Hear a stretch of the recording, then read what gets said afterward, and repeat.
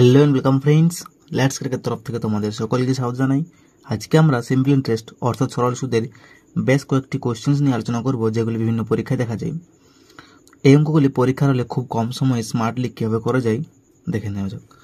First question, বার্ষিক সুদের হার 5% থেকে বেড়ে 6% হওয়ায় প্রাপ্ত সুদ 20 টাকা বাড়লে আসল কত টাকা? তাহলে কি বলেছে না, সুদটা কি হচ্ছে 5% থেকে বেড়ে 6% হচ্ছে। তাহলে আয়ের মান আমরা পেয়ে গেলাম, 5% থেকে 6% হচ্ছে, তাহলে 1% হলো আয়ের মান, সরি আর এর মান, আই না স্মল আর।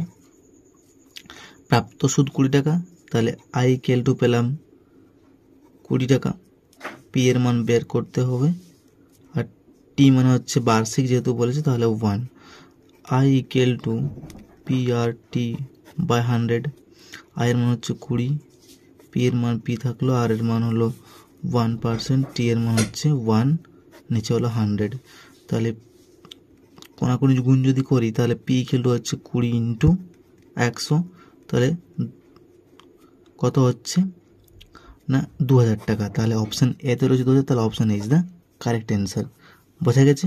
পরে কোয়েশ্চেনে যাই।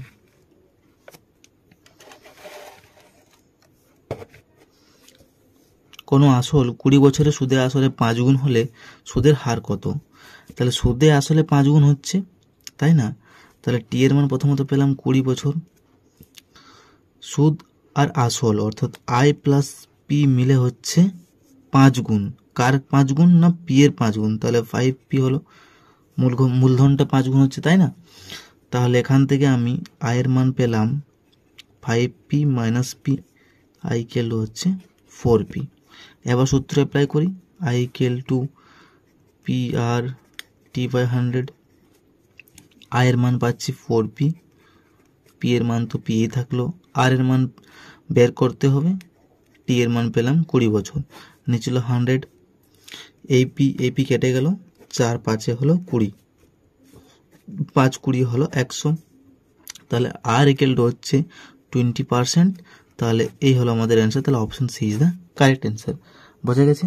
তাহলে আজ এ পর্যন্তই, আশা করি তোমাদের বোঝাতে পারলাম। খুব শীঘ্রই নেক্সট পার্ট নিয়ে আসছি, তো ওদিন সঙ্গে থাকুন। এবং ভিডিওটি ভালো লাগলে অবশ্যই like, comment, share and subscribe করুন এবং পাশে থাকা বেল আইকনটি ক্লিক করুন।